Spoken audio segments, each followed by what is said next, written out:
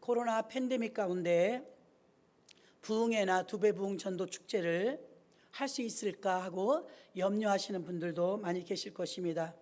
그러나 오늘과 같은 이 상황보다 더 어려운 상황은 사도행전 초대교회에 있었습니다. 그래서 얼마나 어려움 속에서 그들이 복음을 증거했으며 얼마나 간절했으며 얼마나 담대했는지, 성경의 66권 가운데요, 이 담대하다는 말이 14번이나 기록된 것은 사도행전이 제일 많습니다. 겁이 없고 당당하며 용맹스럽고 용감함을 담대하다고 말하고 있는 것입니다. 복음 전도부터 시작하여서 마지막 중대한 고비마다 사도들과 초대교회는 담대함으로, 그 성령의 인도하심으로 예루살렘에부터 전 세계를 휩쓸어 지금 우리에게까지 이 복음이 전달된 줄 믿습니다. 만일 담대한 복음이 없었다면 그 많은 사도행전 교회의 고난과 박해와 순교까지 하면서 이렇게 감당하지 못했다면 아마 무기력한 교회로 전락해버리고 말았을 것입니다. 온갖 위협과 재앙과 질병과 사탄의 계략에 대항하면서 포기하지 아니하고 끈질기게 담대한 복음자들이 있었기 때문에 오늘날 전 세계 3분의 1이라는 어마어마한 숫자가 하늘의 별처럼 바닷가의 모래처럼 주의 백성이 된 줄로 믿습니다. 지금 믿음의 사람들도 담대해야 됩니다. 그러나 사도행전에 있었던 그 담대한 복음 전도자들에 비교하면 우리들의 모습은 어떻습니까? 사실은 오늘 29절에도 주여 이제도 저희와 위협함을 하감하옵시고 또 종들로 하여금 담대히 하나님의 말씀을 전하게 하여 주옵소서. 이들은 아예 기도하기를 담대한 믿음을 달라고 기도했습니다. 우리에게는 왜 담대함이 없을까요? 담대함을 달라고 기도하진 않아요. 저와 여러분은 물질적인 것, 환경적인 것, 인간관계, 또 진로 문제, 이런 대소사의 문제들은 많이 기도하지만 담대함을 주세요, 지혜를 주세요, 전도할 수 있도록 해주세요, 또 교회가 하나님 앞에 잘 세워지게 해주세요, 그의 나라와 의를 위해서 하는 기도보다는 개인적인 기도에 우리가 멈출 때가 많습니다. 그래서 사도행전 교회처럼 성령 충만하거나 담대하지 못하다는 것을 알 수가 있습니다. 예루살렘의 첫 교회 크리스천들은요, 기도하기를 그렇게 기도했습니다. 담대하게 복음을 증거하게 해달라고 기도했더라는 것입니다. 전도를 하려면 담대함이 없으면 하지 못합니다. 우리 안에 예수가 계시지만 계신 예수를 성령에 충만하지 못하고 담대하지 못하면 주저주저하면서 많은 사람 앞에 가서 예수를 증거하지 못한다는 것입니다. 바울은 이렇게 말했습니다. 로마서 1장 16절에 내가 복음을 부끄러워하지 아니하노니 이 복음은 모든 믿는 자에게 구원을 주시는 하나님의 능력이 됨이라. 첫째는 유대인에게요 또한 헬라인에게로다. 아멘. 바울도 복음을 담대히 전해야 된다는 걸 알고 있었습니다. 사도 바울이 강하게 확신과 능력을 믿기 때문에 부끄러워하지 않고 복음을 증거했다는 것입니다. 우리는 왜 바울처럼, 베드로처럼, 초대교인들처럼 열정을 가지고 담대하게 복음을 증거하지 못할까요? 복음을 전할 수 있는 기회가 많고 또 복음을 들어야 될 주변의 사람들은 넘쳐납니다. 또 구원받아야 될 영혼들이 우리 주변에 얼마나 많습니까? 그런데 복음에 대해서 무관심하거나 우리가 무기력하거나 열정을 갖지 못하는 이유가 무엇일까요? 아직 믿음이 없고 부끄러워서 창피해서 그럴까요? 아니면 복음을 알지 못하거나 내가 복음을 전하는데 예수를 잘 확신 있게 믿지 않기 때문에 그럴까요? 여러분 안에는 모두가 예수님이 계신 줄로 믿습니다. 또 예수님을 사랑하십니다. 그런데 우리는 왜 예수님을 담대하게 전하지 못할까요? 그 이유는 오늘 본문에서 말씀했습니다. 담대하지 못하기 때문입니다. 예수가 없어서도 아니요, 또 확신이 없어서도 아니요. 우리 교회 전도부는요 굉장히 담대합니다. 인원이 많지 않은데도요 토요일마다 나가서 전도하시는데요 거침이 없습니다. 옛날 아파트처럼 임대 아파트는 그래도 들어가기라도 쉬워요. 요즘 아파트는 비밀번호 모르면 못 들어갑니다. 여름에 너무너무 더울 땐요 한 2주만 쉬라고 제가 부탁을 해도요 아유 아니라고, 나가면 힘을 주신다고. 사실은 사람들이 코로나 기간에 무슨 전도냐, 지금 교회 가는 것도 어려운데 그렇게 말하는데 현장에 나가면 그렇지 않다는 거예요. 마스크 한 장밖에 드리는 게 없는데도요 마스크 한 장 받으면서도 고맙게 받고요 기뻐하고요 전도하는 사람 뭐라고 하지 않는답니다. 오히려 전도하던 그 많은 사람들 다 어디로 갔습니까? 없다는 거죠. 이 근처에서 전도하는 교회 보셨습니까? 저는 못 봤습니다. 아마 모르긴 해도 우리 교회 전도단밖에 다니지 않는 것 같습니다. 복음을 알지 못해서가 아닌데 이들은요, 어제도 그러는 거예요. 막 다녀오셔가지고요, 막 기쁘게 넘치게 다 전하고 오셔요. 얼마나 감격스러운지 모릅니다. 근래 6월, 7월, 8월, 9월 아직 끝나지도 않았는데요, 9,300세대에 한 집도 빼놓지 않고 이 일대 우리 주변에 보이는 아파트는 다 도른 거예요. 한 집도 안 빼놓고 가가호 우체통에다 넣는 것이 아닙니다. 이분들 제일 꼭대기층에 올라가서 뱅글뱅글 돌면서 걸어 내려오면서 돌리면 저는 해보니까요, 막 토할 것 같아요. 막 얼마나 어지럽고 더운지 까무러칠 것 같이 덥습니다. 그런데도요, 땀을 뻘뻘 흘리고 홍당무가 되어갖고 들어오면서도요, 얼굴이 싱글벙글합니다. 아니, 무엇이 그렇게 좋아요? 더워서 물 한 모금이 막 급할 텐데. 힘이 넘쳐요. 이들과 우리가 다른 게 무엇이냐면 그들은 담대해요. 왜냐하면 매일같이 전도하다 보면 매일같이 하나님이 힘을 주시는데 감격을 주십니다. 힘을 주십니다. 목사님 오늘 나갔는데 희한해요. 우리가 그 아파트에 딱 가면요, 누가 나와요? 문이 열릴 때 딱 들어가죠. 한 번도 주저주저 해본 적이 없어요. 어쩜 하나님이 그렇게 역사하시는지 힘든 줄도 모르게 하나님이 힘 주셔요. 그럼 12시에 오셔갖고 준비기도 합니다. 2시에 전도 나갔다 4시까지 합니다. 4시에 전도 끝나면 4시부터 6시까지 토요 영성 기도해야 합니다. 6, 7시, 7시가 돼야 집에 들어가십니다. 그럼 육체적으로 굉장히 고단할 텐데 얼마나 힘든지 모릅니다. 그런데도요, 항상 발걸음이 꽁충꽁충하고요. 토요 영성 기도에 오신 분들 알지만 그분들이 더 열정적으로 기도합니다. 집에 쉬시다 오신 분보다 더 열정적으로 기도하세요. 그래, 힘이 없는데 그거 억지로 그러겠습니까? 하나님이 주시는 힘인 줄로 믿습니다. 하나님이 힘을 주시더라 이것입니다. 오늘 말씀을 통해서 여러분에게 없는 것, 사도들과 사도행전 교회에 있었던 것, 무엇이 다르냐 이거예요. 구원받은 게 다릅니까? 우리가 주님을 사랑하는 마음이 없습니까?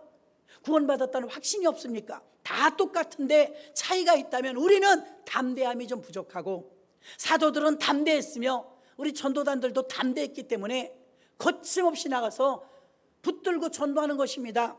그러므로 우리는 확실한 복음을 알고 담대히 복음을 전하는 전도자들이 되시기를 주의 이름으로 축원합니다. 기도해야 된다는 거예요. 하나님 담대함 주세요. 내게도 용기를 주세요. 그럼 우리는 전도를 나갑니다. 나가는 것까진 좋아요. 그런데 오늘도 본문에서도 말씀한 것처럼 부정적입니다. 사람들이 대적합니다. 거부합니다. 거절합니다. 그럼 감당하기 힘듭니다. 더 심하면 어떻습니까? 모욕을 줍니다. 수치를 줍니다. 그러니까 전도한다는 것이 쉽지가 않습니다. 망신당할 때도 있고요, 부끄러움을 당할 때도 있습니다. 그런데도 포기하지 않고 또 나가서 전합니다. 우리 전도단뿐이 아니라 사도들도 그랬고 사도행전 교회도 그랬고 주님의 제자들도 그랬습니다. 그래서 이 감격이 어떤 축복이나 어떤 성공보다 값지다고 생각하기 때문에 영혼 구원을 위해서 달려가고 있는 줄로 믿습니다. 담대함이 없다면 이걸 못한다는 것입니다. 날마다 전도하면 하나님께서 날마다 새 힘을 주시는 줄로 믿습니다. 전에도 말씀드렸습니다. 요즘 계속 전도 시리즈 복음 전하지 않습니까? 예수님은 복음을 증거할 때 전략적이었다. 첫 번째, 도시로 갔다, 회당으로 갔다, 또 마을로 갔다. 성경은 이렇게 기록하고 있습니다. 그러면 예수님께서 그 도시로 가고 마을로 가고 회당으로 가고 들로 간 이유는 오직 사람이 많은 곳을 공략하셨다는 것입니다. 전도할 때 사람이 없는 시골에 가서 전한 것이 아닙니다. 산속에 가서 전한 것이 아닙니다. 사람이 많이 모여 있다면 거기 가서 전도하셨더라 이 말입니다. 마태복음 28장 19절 봅니다. 그러므로 너희는 가서 모든 족속으로 제자를 삼아 아버지와 아들과 성령의 이름으로 세례를 주고, 여기서 너희는 가서 어디로 가라는 것입니까? 사람이 많은 곳으로 가라는 말씀인 줄로 믿습니다. 사람 만나기 위해서 가라는 거예요. 여러분, 약속한 자리에 가는 건 쉽지만 오라고 하지 않는데, 약속한 적도 없는데, 예수 믿지도 않는데 사람 만나러 가는 게 쉽습니까? 굉장히 불편하죠. 힘들고요. 또 교인들이라는 게 특성이 그렇습니다. 우리는 만나는 사람들이 교인이 많아요. 우리가 만나는 사람 거의 한정적이에요. 세상 사람들은요 굉장히 다양합니다. 여러 부류의 사람들하고 교통하며 삽니다.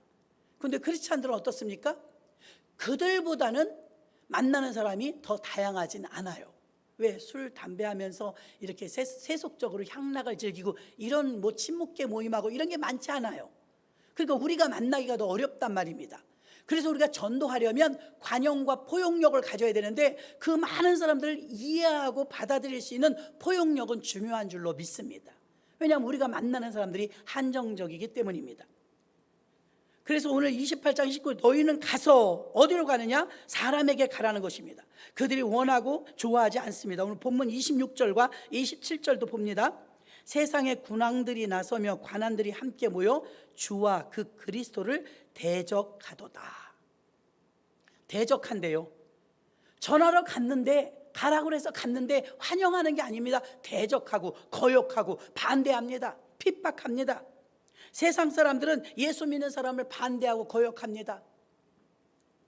유튜브 같은 데서 아니면 인터넷상에서 기독교인인 거 드러내면서 한번 댓글 한번 달아보십시오. 벌떼처럼 달겨듭니다. 그 공격 다 막아낼 수 있습니까? 헛된 데 시간 보내지 마시길 바랍니다. 영양가가 별로 없어요. 얼마나 많은 사람들이 교회를 싫어하고 혐오하고, 우리 한국 사회는요 지금 무신론주의가 막 급격해집니다. 하나님 없다 하는 사람, 하나님 없는 세상, 하나님 없이 살고 싶다는 거예요. 왜? 마음대로 하고 싶으니까, 방탕하게 살고 싶으니까. 반대하는데 위협이 옵니다. 염려도 됩니다. 그러나 세상이 예수님을 미워하고 또 부정적으로 반응하고, 그런다 할지라도 본문에서처럼 우리는 더 적극적으로 욕하고 때리고 저주해도 초대 1세기의 교회들은 굴하지 아니하고 마땅히 여기고, 오늘 본문 1절에도 첫 절에도 뭐라고 말합니까? 사도들이 노임에 어디서 놓였어요? 감옥에서 놓인 겁니다. 잡혀갔다 놓이자마자 또 다 복음을 전하러 일심으로 하나님께 소리를 높여 기도하며 지칠 줄 몰랐습니다. 그렇게 복음을 담대히 전했습니다. 사람들이 반대하는 이유가 무엇이라고 생각합니까? 넌 크리스천들, 예수를 안 믿는 사람들, 반대하는 사람들, 안티 기독교인들, 여러분이 복음을 증거하러 가는데 잘 받아들이지 않고 환영하지 않고 적대시하는 사람들, 여러분 우리가 뭘 그렇게 잘못했다고 왜 그럴까요? 생각해 본 적 있으면 전도가 어렵다고만 생각하지 말고, 전도하러 가면 사람들이 왜 안 받아들일까? 그동안 여러분들은 먼저 된 우리들이 윤리와 도덕적으로 결함이 많기 때문에 그랬다, 그런 이야기를 많이 들었습니다. 먼저 믿은 사람이 잘해야 되는 거 맞죠. 그러나 더 근본적인 이유가 있습니다. 사람들이 왜 복음을 받아들이지 않을까? 다른 건 다 괜찮은데 예수 믿자고는 하지 마, 교회 가자고는 하지 마, 이런 분들 무지 많습니다. 도대체 왜 그럴까요? 죄 때문입니다. 그들은 어두움에 있기 때문에 빛이 오는 걸 싫어해요. 저는 어릴 때 거적대기라고 하나요? 우물가에는 거적대기들이 이렇게 있었어요. 가마니 같은 거. 그러면 축축하게 젖어있는 가마니, 거적대기를요, 저는 이제 개구쟁이 같으니까 대낮에 나가서 그걸 확 뒤집어요. 그러면 아무것도 없는 줄 알았는데 거적대기 밑에서요, 그 축축한 곳에서요, 콩벌레라고, 벌레가요 그냥 삽시간에 슉 사라집니다. 아니 누가 잡는데요? 햇빛 좀 어머 드디어 광명이 왔다 그러는 게 아니에요. 여러분 다 도망가갖고 금방 그만둔 벌레가 한 마리도 없어요. 아니 벌레는 밝은 게 싫어요? 왜 도망가죠? 밝은 게 싫어요. 어두운 게 편해요. 칙칙한 게 편해요. 우울증 환자 보십시오. 불 다 끄고 있습니다. 사람 안 만납니다. 대낮에 잘 안 나옵니다. 어두운 걸 좋아해요. 섀도우라고 하죠. 섀도우. 어두워요. 밝은 걸 싫어해요. 그러나 예수님은 빛이신 줄로 믿습니다. 생명의 빛이에요. 예수님의 빛이 죄인들에게 다가가니까 싫은 거예요. 불편한 거예요. 사람들이 여러분을 싫어하는 게 아니에요. 복음을 증거하러 가는 여러분을 싫은 게 아니라 여러분이 모시고 가는 예수, 그 예수가 불편하게 느껴지는 거예요. 왜냐하면 죄 가운데 있기 때문에, 어둠 속에 있기 때문에. 그렇다고 여러분이 전도, 당신들이 왜 우리를 싫어하는지 알아? 죄인이라 그래? 그러시면 안 됩니다. 그렇게 전하시면 안 됩니다. 그들은 영적으로 모르거든요. 우리들의 과거를 생각해 봐요.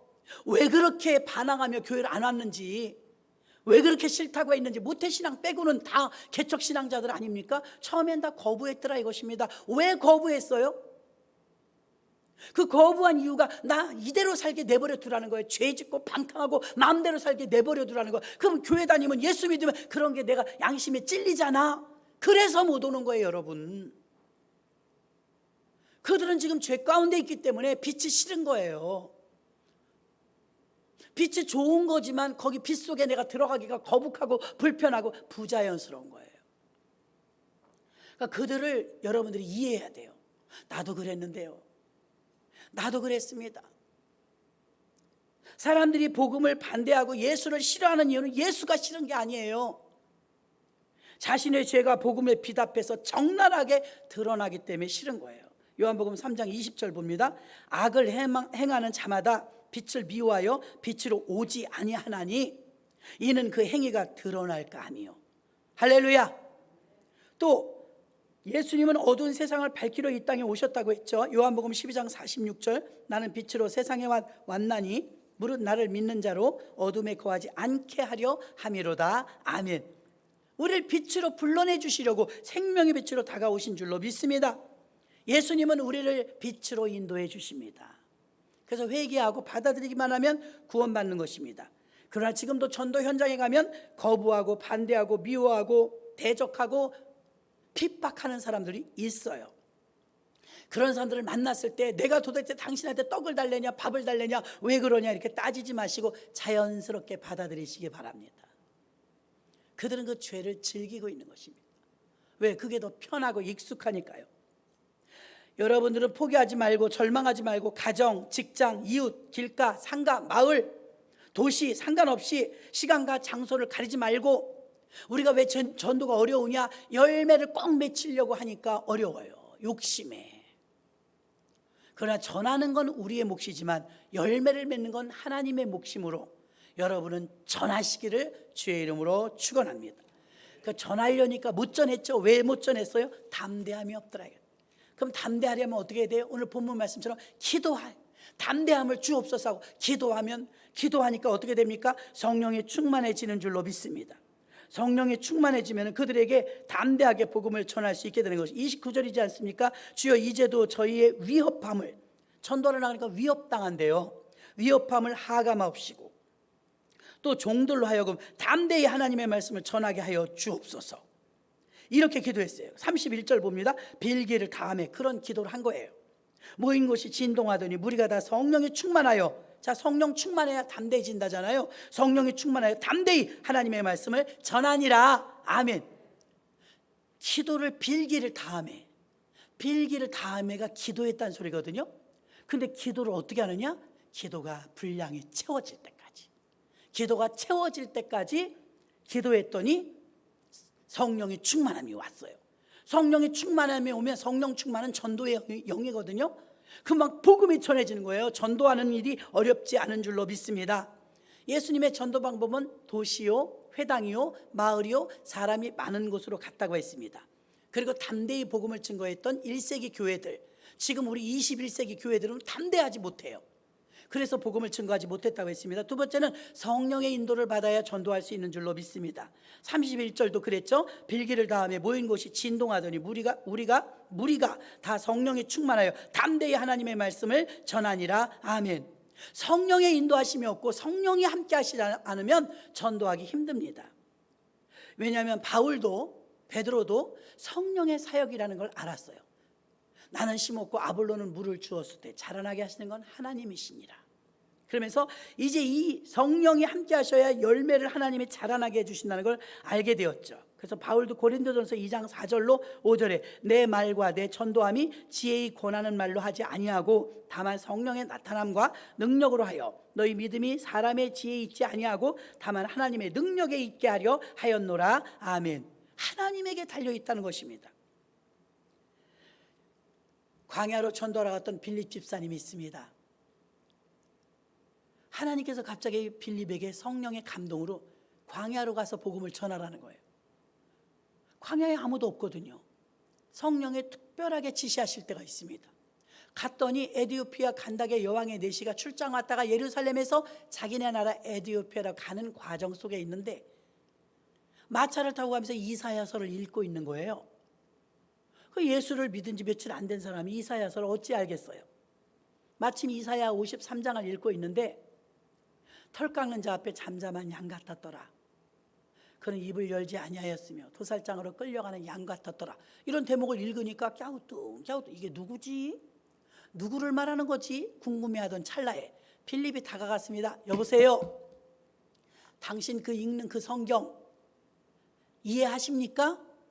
무슨 소리인지 아시겠습니까? 그랬더니 그 장관이 이렇게 말합니다. 모르겠습니다. 나를 지도해주고 알려주는 자가 없으니 어찌 알리오? 그럼 제가 지금 읽는 그 부분이 누군지 알려드릴까요? 얼른 올라오세요. 마차에 올라타갖고 말합니다. 그분은 하나님의 아들이십니다. 우리 죄를 대신해서 십자가에 달려 죽으시고 3일 만에 무덤에서 부활하신 하나님의 아들 부활의 주 예수님이시고 40일 동안 모든 사람에게 보여주시다가 승천하셨는데 구름 타고 올라가셨습니다. 그분은 다시 오실 것입니다. 그분은 하나님의 아들이십니다. 할렐루야. 그분이 우리 만인류의 죄를 대신해서 그렇게 피 흘리고 십자가에서 죽으셨습니다. 그 설명을 해드렸습니다. 빌립이 전도할 때, 여러분 전도하러 갈 때 성령이 인도해 주신 거예요. 광야에 아무도 없는 빈들에 누가 가겠습니까? 성령이 가라앉아 간 거예요. 성령이 여러분과 저가 같이 연합하면 성령이 전도하게끔 도와주시는 줄로 믿습니다. 성령을 받은 전도자의 모습이 바로 이렇다는 것입니다. 사람이 힘이 아니고 성령이 인도하시는 전도를 해야 더 많은 전도를 합니다. 지난 주간에는 전 세계적으로 가장 크게 쓰임 받았던 조용기 목사님 소천하셨죠. 87세로 55년의 목회를 마감하고 예수 믿은 지 66년 만에 하나님의 부름을 받았어요. 미션 필드라는 유튜브를 한번 보시면 사람의 힘으로 할 수 없는 일을 하셨습니다. 하나님이 얼마나 어마어마하게 쓰셨는지 그동안 여러분이 간간히 토막토막 간증을 들으셨을 거예요. 그분이 어떻게 예수를 믿게 되었나를 잠깐 설명해 드릴게요. 고등학교 2학년 때 부산에 살면서 부두에서 막노동을 했답니다. 자기가 장남이고 동생이 8이에요. 9남매의 장남이에요. 어머니 아버지가 계신데 한 학자라서 아버지가 공자왈 맹자를 하시는 분에다가 평생 대대로 불교래요. 그 돈을 벌어야 되니까 고등학교 다니는데 알바를 하는 거예요. 아르바이트를 하는 거예요. 아르바이트 하는데 너무 과로한 거예요. 어린 것이 너무 과로해갖고 동생들은 줄줄이 있지 먹고 살기는 힘들지. 그때가 1954년이래요. 전쟁 끝이잖아요. 너무너무 힘든 거예요. 먹고 사는 게. 입 하나를 덜으라고 할 때니까요.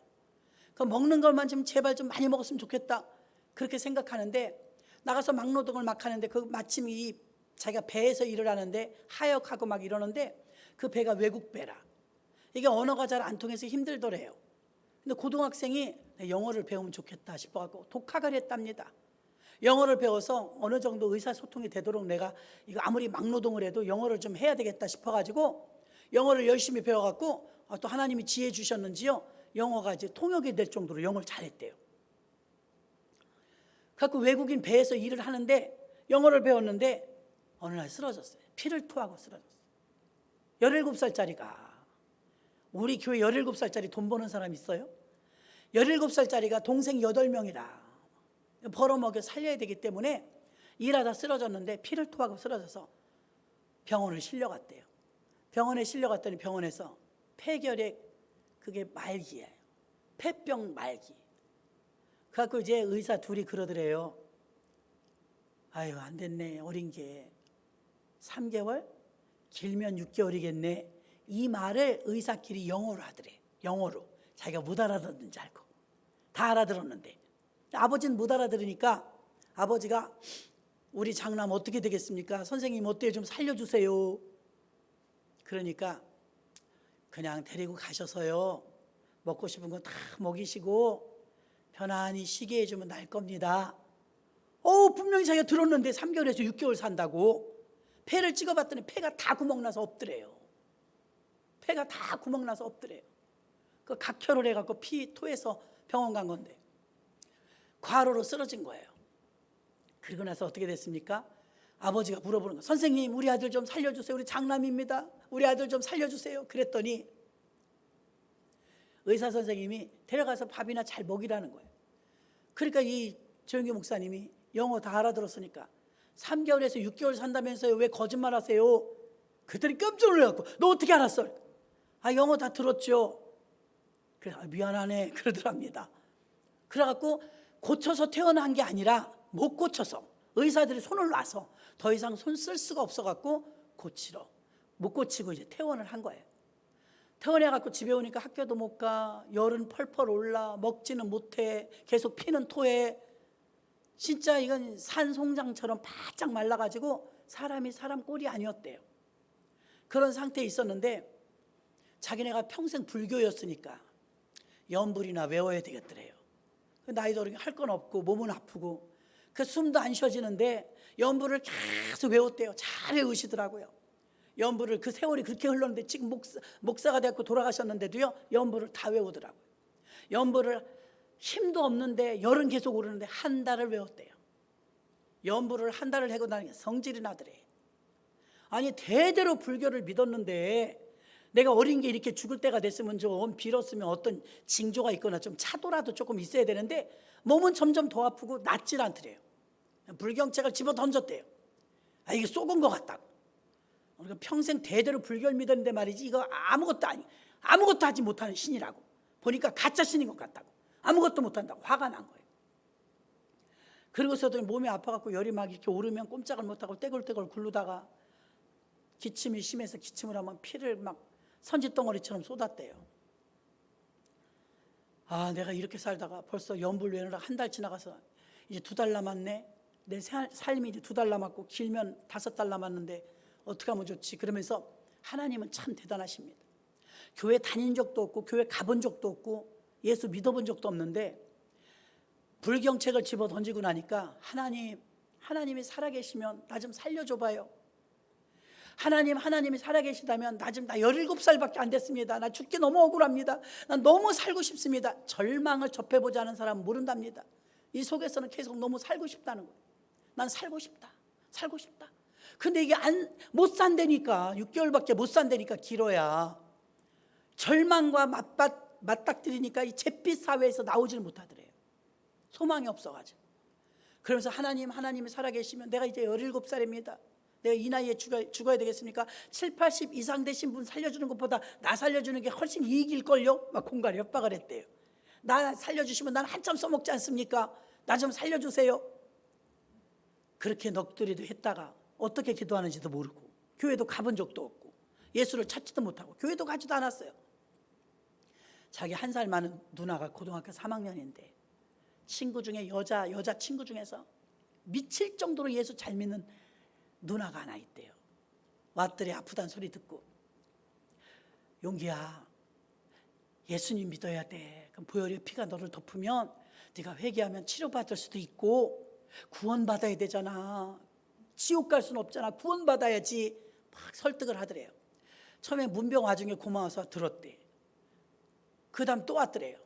그래도 뭐 자기도 바쁠 텐데 나를 위해서 기도해 준다고 해서 그 고사리 같은 손으로 붙들고 기도해 주더래. 근데 맨날 오니까 귀찮더래요. 그래서 누나 이제 그만 와. 나 교회 안 다녀. 어차피 살지도 못하는데 교회 다녀고 뭐 할 거야? 구원받아야 된다고 예수 피로 덮어야 된다고 이제 막 그러더래요. 아, 짜증이 나더래요. 아파 죽겠는데 자꾸 귀찮게 하고.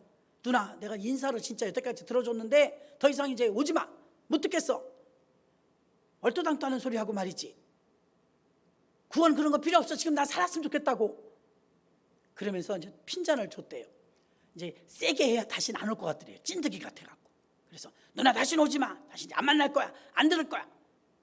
그랬더니 그냥 갈 줄 알았더니 눈에서 2줄기 눈물이 줄줄줄 흐르는데 막 펑펑 울더래요. 이 누나가. 그러면서 용기야 희망 잃으면 안 돼. 예수 믿으면 살 수 있어. 너 구원받을 수 있어. 너 지옥 가면 어떡해. 진짜 진심이더래요. 보니까 그 남정네 자기 애인도 아니고 친척도 아니고 동기간도 아닌데 나를 위해서 우는 누나를 보면서 뭔가 있긴 있나 보다. 아니 저 누나가 도대체 나하고 무슨 상관이 있다고 저렇게 눈물을 펑펑 쏟냐. 나를 위해서. 미안하더래요. 그래서 누나 그만 울어. 내 본심은 그렇지 않은데 자꾸 쓸데없이 시간 보내는 것 같아서 그랬지. 그래 누나가 너무 우니까 내가 믿어줄게. 내가 예수 믿어줄 테니까 그만 뚝뚝. 그랬더니 눈물을 그치더래요. 그 누나가 약속을 했으니 어떻게? 그럼 주일날 내가 데리러 올게. 교회 가자. 그러더래요. 그래서 교회를 데리고 가서 그때부터 교회 나가기 시작한 거예요. 주중에 또 평일날 또 아프고 막 피가 나고 피에 토하고 막 열이 오르는데 그 누나가 또 왔더래. 용기야, 집에서 그냥 있지 말고 성경을 읽어. 자기는 막 궁금했대요. 찬양도 모르고 그러니까. 근데 그 누나가 지금 생각해 보니까 성경적인 지식이 좀 부족했던 것 같대. 그래서 성경책을 사다 주더래요. 이거 성경을 읽어. 집에서 너 시간이 있으니까 성경 읽어야 돼. 성경 읽어. 그래서 알았어 누나. 지금부터 읽을게. 그래서 성경을 창세기를 딱 펼쳤더니 누나가 그러더래. 너 창세기부터 하면 오래 걸릴 텐데 5개월 남았는데 이거 다 못 읽는다 이거예요. 너 창세기부터 읽으면 이거 오래 걸릴 텐데 마태복음부터 읽어. 그러더래요. 그래 마태복음? 그래갖고 마태복음을 알려줘갖고 마태복음 펼쳤대. 누가 누굴 낳고 집어던졌대요. 누나 나는 지금 죽어가고 있는데 자꾸 누구 낳는데 나하고 상관없는 사람 자꾸만 태어난다고 그래. 나 기분 나빠. 그래도 읽어. 무조건 읽어. 마태복음부터 요한계시록까지 읽어야 돼. 숙제를 내주고 가더래요. 자기가 아픈 사람은 아픈 게 연관성이 있으니까 그걸 붙잡게 되잖아요. 읽어 가다 보니까 낳고 이제 끝나고 중풍병자가 나왔대요. 안진뱅이가 일어났대요. 문둥병이 치료받았대요. 막 이런 치료받은 사건이 막 눈에 들어오더래요. 다시 읽어보고 진짜? 난 병원에서 의사가 손을 놨는데 집에 가서 맛있는 거 먹다 죽으라고 그랬는데 그런 생각이 들어갖고 또 읽었대요. 오병이의 기적이 일어나고 4,000명이 먹은 사건이 일어나면서 1인분의 식사를 가지고 이렇게 많은 수만 명이 먹었단 말이야? 야, 대한민국 사람 전부 예수 믿으면 먹는 문제는 해결되겠네. 대한민국이 먹을 일이 생겼네. 이걸 믿음이 오더래요.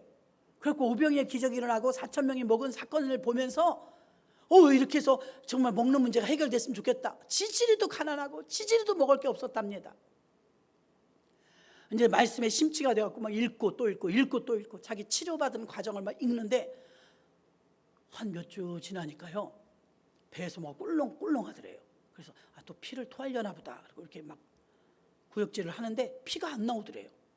이상하다. 이렇게 배가 왜 꿀렁꿀렁하지? 먹은 것도 별로 시원찮은데 배가 꿀렁꿀렁하다고. 그러고서는 아무리 토하려고 해도 토해지지가 않더래요. 그 꿀렁꿀렁한 사건이 있은 이후로는 피가 멈췄답니다. 할렐루야. 피가 멈췄대요. 피 토하던 것이 멈추고 단번에 치료가 돼갖고서는 폐결핵이 완치됐다 이 소리는 아닙니다. 근 1년을 그 뒤로도 아팠대요. 1년을. 근데 이제 교회 나가기 시작했습니다. 다시 엎드리기 시작했습니다. 얼마나 말씀이 꿀송이 같고 좋은지요. 막 살아서 막 운동력이 로마서를 읽는데 로마서가 글씨가 눈에 들어오는 게 아니라 막 이러고 춤을 추더래요. 성경 말씀이 막 살아있는 거예요. 그래갖고 이 말씀이 막 흡입되기 시작하는데 어찌나 달고 좋은지 말씀 속에 막 빠져들어갔답니다. 그래서 말씀을 읽고 기도하고 말씀을 읽고 기도하니까 어떻게 해요? 하나님께서 그에게 성령을 부어주신 줄 믿습니다. 놀랍도록 은혜를 체험한 거예요. 그러고 나니까 딱 성령 받고 나니까 무슨 생각이 드냐면 큰일 났구나. 우리 식구 11식구인데 이거 우리 동기간들 이거 언제 다 구원시키냐. 이만한 사람들 언제 예수 믿냐. 그래갖고선 고민하다 이제 피는 토하지 않고 몸은 조금씩 좋아지고 그런 찰나에 있어가지고 3개월이 지났대요. 사람들이 여태 살아있네? 피곤에 상접하더니 그러고서 이 꿀렁꿀렁한 게 지나가고 나서요. 놀라운 것은 집에 먹을 게 없으니까 콩 같은 걸 엄마가 갈아가지고 찌꺼기까지 다 해서 비지가 있었대. 비지. 근데 전에 못 먹었대요. 그걸요. 병자니까 못 먹었는데 자꾸 그게 먹고 싶더래요. 비지가, 콩비지가. 그래서 그냥 집에 아무도 없는데 그거를 푹푹 끓여서 그냥 먹었대요. 그렇게 맛있더랍니다. 놀라지 마십시오. 밥도 한 끼 못 먹던 사람이 비지 먹은 그 다음부터는 밥을 그렇게 먹었대요. 먹는 게 여러분 먹으니까 힘이 나잖아요. 그 다음에 막 피토하던 게 멈추고 그래서 밥을 먹기 시작하니까 힘이 나기 시작한 거예요.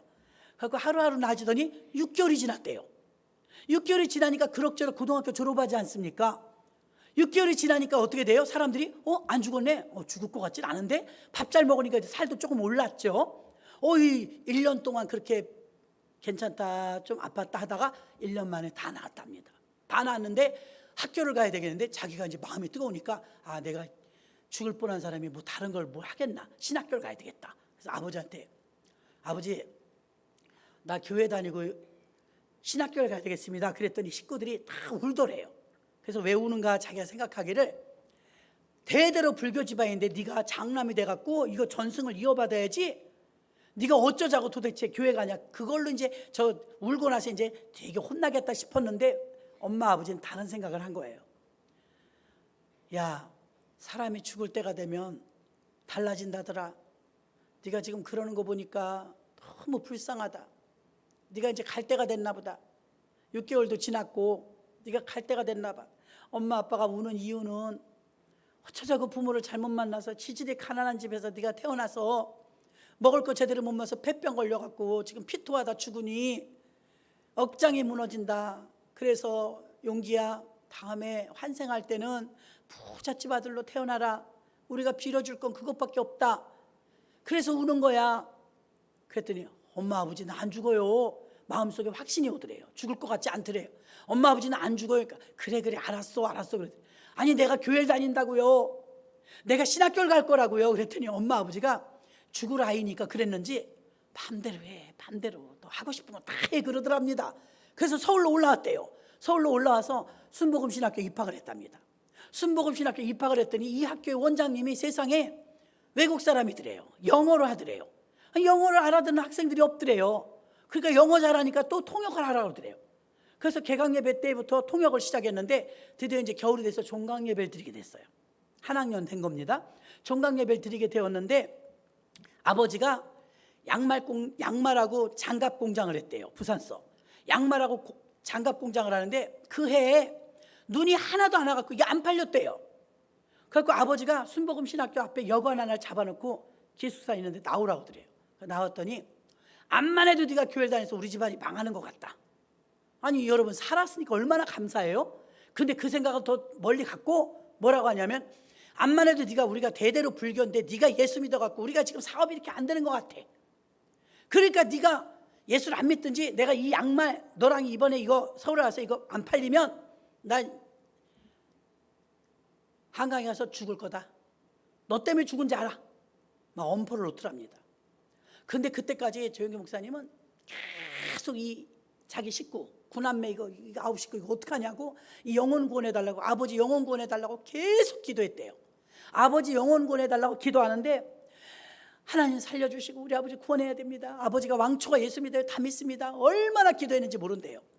근데 이제 마지막 종강 예배를 드려야 되는데 아버지를 이게 종강 예배 모셔갖고 예배 드리면 너무 아버지 내가 통역하거든요. 그러니까 아버지 아들이 잘난 거 좀 보러 오세요. 됐다 그러더래요.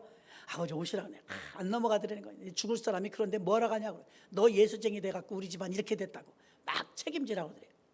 그래서 최자실 목사님이 동기였답니다. 나중에 장모님 됐지만 최자실 목사님한테 최 집사님 이러고 저러고 아버지 공략하고 여태 기도했는데 아버지가 오셨어요. 이거 채플에 오시면 좋겠는데 이 종강예배 오셔갖고 아버지가 구원받았으면 좋겠는데 그랬더니 좀 도와주세요. 그랬더니 그때는 굉장히 40대 초반이니까 미인이셨답니다. 그래서 아버지를 만났대. 아버님 오셨어요. 반갑습니다. 그러니까 예쁜 처자가 와서 그러니까는 아들한테 막 하듯이는 못 하더래요.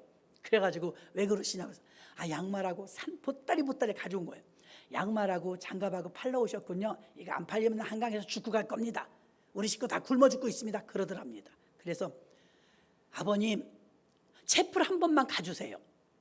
아들이 통역하는데요. 채플 예배 종강 예배 한 번만 가시면요. 우리 학생들이 다 나와서 남대문 시장 가서 이거 팔아드릴게요. 진짜요? 팔아줄 거예요? 그러더래요.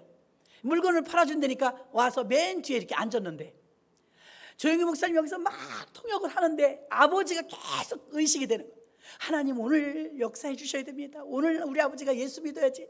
오늘 안 믿으면 우리 아버지 못 믿으면 이제 오늘 돌아가신다고 이제 저 한강에 가서 빠져 죽는다고 저 난리치시는데 나 예수 믿는 거 핍박받습니다. 하나님 역사해 주세요. 어떻게 통역을 했는지 모르겠더래요. 막 통역을 하는데 그 다음에 다 끝났대요. 아버지가 그때까지 고개를 안 들 때 한 번만 고개 좀 들어서 보셨으면 좋겠는데 안 보더래요. 다 끝나서 아버지 고개를 이렇게 들더래. 눈물 콧물 범벅이 돼 있더래. 자기 아버지 그런 모습을 처음 봤대요. 계속 고개 숙이고 있어서 꼴 보기 싫어서 안 보고 있는 줄 알았대요. 그런데 얼마나 울었는지 눈이 퉁퉁 부어갖고 그 회개하고 있었던 거예요. 아버지 왜 그러세요? 그러니까 왜 그러십니까? 그러더래. 아버지 저 용기예요, 용기. 존댓말을 왜 존댓말 하세요? 그러니까 아닙니다, 주의 종이십니다. 그러더래요. 아버지 왜 그러세요? 그러니까 용기야, 내가 여기 앉았는데 너 그 어떤 외국 사람하고 서 있는데 꼴 보기 싫어갖고 내가 고개를 숙이려고 했잖냐. 고개 숙였다 다시 고개를 들었더니 너하고 그 양반이 없어졌어. 이상해갖고 내가 다시 쳐다봤더니 하얀 옷을 입은 예수님이 이 앞에 계시는 거야. 그 너하고 그 양반은 없어지고 깜짝 놀래갖고 저 양반이 누군가 하고 보니까 예수님이래. 나한테 오신 거 있지. 언제까지 불순종하려느냐, 언제까지 거역하려느냐, 오늘 마지막 기회다 그러시더라. 회개하고 구원받으라고 하는데 내가 얼마나 놀래는지, 이게 무슨 일이냐고 다시 쳐다봤더니 너하고 그 양반 학장님이 있더라. 그래서 내가 아이고 잘못했습니다, 잘못했습니다, 내가 우상 숭배하고 잘못했습니다 그러고 있었던 거, 혼자서 영적 싸움을 하고 있었던 거예요. 고개 푹 숙이고. 그날 아버지가 여관방에 갔는데 세상에 눈물 콧물 쏟으면서 야 예수 믿어야지, 안 되겠다, 우리 헛심 믿은 것 같다, 예수 믿자, 예수 믿어. 아버지 그럼 예수 믿을 거예요? 예수 믿어야지. 아, 나 약속했어, 예수님 앞에 교회 가겠다고 약속했어. 그러고서 너무 기뻐갖고 아버지랑 이제 배웅해 드리려고 이렇게 아버지랑 잠깐 여관방에서 나오는데 그렇게 눈이 안 와서 장갑 하나도 못 파는데 눈이 펑펑 내리더래요. 얼마나 감사한지. 아버지 장갑 주세요, 양말 주세요, 우리 다 동기들 나오라 그래갖고 종강했으니까 남대문 시장 가서 백화점 가서 우리가 이거 팔아갖고 올게요. 그랬더니 아버지가 이제 바뀐 거예요. 야, 이완영이는 나라도 팔아먹었는데 내가 장갑 이거 못 팔았다고 굶겠냐? 야, 내가 지금 그게 문제가 아니야. 네 엄마 어떡하니? 빨리 가서 복음을 전해야 될 것 같아. 네 엄마를 살려야 될 거 아니야, 아버지. 그랬더니 야, 내가 평생 눈을 봤는데 저 눈에 덮인 나무가 왜 저렇게 아름답다니, 저 나무가 나한테 손짓을 한다, 이 세상이 왜 이렇게 아름답다니. 용기야, 난 네 엄마 때문에 급해서 안 되겠어, 빨리 가야 되겠어. 그 양말 못 팔으면 한강에 빠져 죽는다더니 양말 안 팔고 지금 팔아준데도 안 팔고 다 들고 도로 내려가신 거예요. 집에 바글바글한 식구가 아버지가 왔는데 보따리를 다 들고 왔네. 다 입국 다물고 슉슉슉슉 다 도망간 거예요. 야, 아버지 오늘 터진다. 이제 양말 도로 들고 내려왔으니 저 못 팔았나 봐. 이제 우리 다 작살났어. 그래갖고 어떡하냐, 다 숨어라, 아빠 건들지 말아라. 그랬는데 아버지는 기쁨이 충만한 거예요. 다음날 아무리 그렇게 아들한테 말하고 왔는데 평생 불교였는데 대대로 예수 안 믿었는데 여보 나 예수 믿기로 했으니까 우리 교회 가자, 그 말을 못하겠더래. 자존심에 그 말을 못하겠더래요. 하루 이틀이 지났어요. 주일날 된 새벽에 땡그랑 땡그랑 새벽 종소리가 들리더래. 그 종소리가 내가 못 견디겠더래. 막 이 아버지가 이제 성령이 터치하셨으니까 그저 무릎을 벌떡 일어나서 무릎을 탁 꿇었더니 어머니가 여보 왜 그래요? 무슨 일 있어요? 왜 벌떡 일어나 자다 말고 무슨 나쁜 꿈 꿨어요? 막 물어보는 거예요. 그러니까 무릎을 탁 꿇고서 들리게 이렇게 기도했대. 하나님 아버지, 우리 아내가 저렇게 좋은 사람인데 나한테 시집와서 저렇게 고생하고 이 많은 아이들 건수하느라고 고생만 시켰는데 내가 너무 무시했습니다. 내가 너무 차별했습니다. 가끔 손찌검도 했습니다. 저렇게 좋은 아내, 천사 같은 아내 주셨는데 제가 너무 못된 인간이었습니다. 나 이제부터 아내를 사랑하고 존중하고 살 겁니다. 하나님 잘못했습니다. 이거를 아내를 들리게 기도하는 거예요. 하나님 들리게 하는 게 아니고. 옆에서 기도가 끝나고 예수님의 이름으로 기도했습니다. 아멘 했더니 부인이 울고 있더래. 여보 당신 예수 믿어요? 용기한테 갔다 오더니 예수 믿어요? 난 여보 이제 교회 갈 거야. 예수님이 마지막이라고 그러셨어. 당신은 어쩔 거야? 당신이 가면 나도 가야죠. 애들 다 데리고 갈게요. 11식구 전부 예수 믿게 되었답니다. 할렐루야. 기가 막힌 일이에요. 이 전 세계에서 78만 명의 단일 성도로 전 세계 제1의 교회가 되기까지 그 위대한 목사님을 전도한 사람은 여고생이었어요. 자기 그 전도도 확실하게 전할 수 없을 정도 여리디 여린 17살 먹은 여고생 하나의 전도에 의해서 조용기 목사님이 전도되었고, 우에 누나, 그래갖고 전화가 왔더래요. 아직도 방학이 안 끝났는데, 용기야, 예, 빨리 내려와. 왜요? 우리 예배 드려줘야지. 너가 설교해야지. 그래갖고 고넬료 집처럼 목사님이 내려가가지고 온 식구, 교회만큼입니다. 성도가 식구가 많아서 온 식구 다 앉혀놓고 예배를 드리는데, 바로 후에 한 살 많은 누나가 자기들끼리 예배 드리는데 성령을 받았대요. 고넬료 가정처럼 성령을 받아가지고 누나가 동실동실 춤을 추고 온 식구가 구원받아서 루디아의 집처럼, 고넬료의 집처럼 완전히 변화되어 불교 믿던 조상대들 믿던 종지부를 찍고 예수 믿고 복받는 구원받는 가정이 되었답니다. 아멘. 한마음 한뜻이 돼서 온 식구가 예수 믿게 되었던 거죠. 그 뒤로도 고생은 금방 끝나진 않대. 신문 배달에 구두 닦기에 닥치는 대로 일을 했대요. 그렇게 하고 고생하면서, 제가 중간 과정은 잘 모르는데 개척할 당시 한 번 이 폐병이 한 번 더 도집니다. 하나님의 사명을 감당하려니까 개척하고 나서 몇 번을 앰뷸런스에 실려갔습니다. 근데 놀라지 마세요. 그때 당시 자기 아버지가 89세였답니다. 그때 당시 자기가 이제 마지막 그 아버지하고 막 그냥 은혜 받거든요. 아버지가 돌아가실 때 90이 넘어 돌아가시는데 장로님이었고 어머니가 권사님이었고, 지금 우리 조영규 목사님 87세에 가셨지만 아버지는 더 장수하셨고 온 식구를 구원받게 했습니다. 온 식구가 한마음 한뜻돼서 예수 믿게 되었는데, 여러분 이 마지막 절에도 보면 한마음 한뜻 돼갖고 온 교회가 기도했더라 했습니다. 기도하니까 1세기 때 교회는, 지금 21세기의 교회는요, 왜 이렇게 부흥하고 발전하는데 힘들고 더딜까요? 담대함이 부족합니다. 성령 충만함이 부족합니다. 담대하니까 조영기 목사님도 그렇게 모든 걸 다 무자르듯이 자르고 오직 예수라고 신학교 가고, 그 자기가 처음 다녔던 순복음 신학교를 세상에 하나님 얼마나 크게 들었으나 보십시오. 자기가 인수예요. 그 교회가, 여의도 순복음교회가 지금의 한세대학교가 된 것입니다. 한세대학교. 하나님이 한 세기를 55년 동안을 불같이 들어서 쓰시는데, 그 위대한 종을 전도하는데 누가 전도했느냐? 연약한 눈물을 흘려 기도하는 그 누나의 친구, 18살 먹은 소녀가 눈물을 흘리며 전도했더니 전 세계적인 주의 종을 전도하게 되었습니다. 여러분이 전도하는 분이, 여러분이 구원하는 분이 어떻게 쓰임받을지 모릅니다. 얼마나 귀하게 쓰임받을지 모릅니다. 저와 여러분들 입 다물면 교회는 점점 고립될 것입니다. 여러분들이 선포하고 외치면 하나님이 역사하실 것입니다. 우리가 입 다물면 세상 사람들은 다 죽어요. 그러나 우리가 외치면 그들을 살려낼 수 있습니다. 전도자들이 되시기를 주의 이름으로 축원합니다. 하나님 감사합니다. 담대한 전도자들 되게 하여 주시옵소서.